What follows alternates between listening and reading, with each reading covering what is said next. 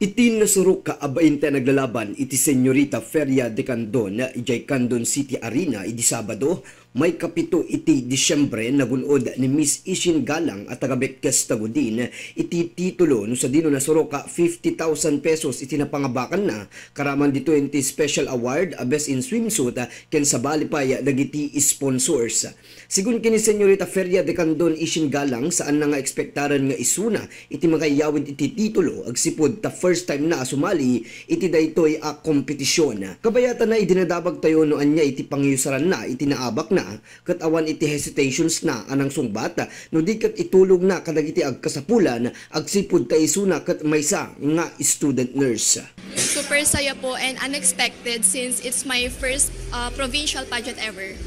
As a student nurse na nagme-medical mission and nagko-community outreach program, if ever na may matutulong ako para sa kanila, ilalaan ko po doon yung napanalunan ko. Kabayatan na napalaos nga rod iti panagyaman ni Ishin nang runa iti Apo a Dios agsipud ta sigun kenkwana ket isu iti nangyag iti pigsa tapno mapalpas iti pageant. Kastapayan nga inayon na pinagyamanan dagiti iti multulong kenkwana iti mismo a kompetisyon kastapayan iti suporta nga impaay iti pamilyana.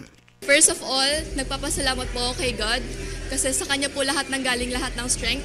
And of course, dinidedicate ko po lahat sa family ko, sa handler, sa makeup artist, sa lahat ng buong team.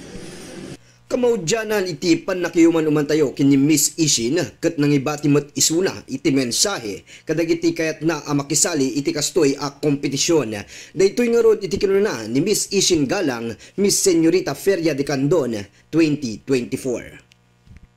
Sa mga aspirant na beauty queen, magtiwala lang kayo sa sarili nyo and wag kayong mawawalan ng pag-asa.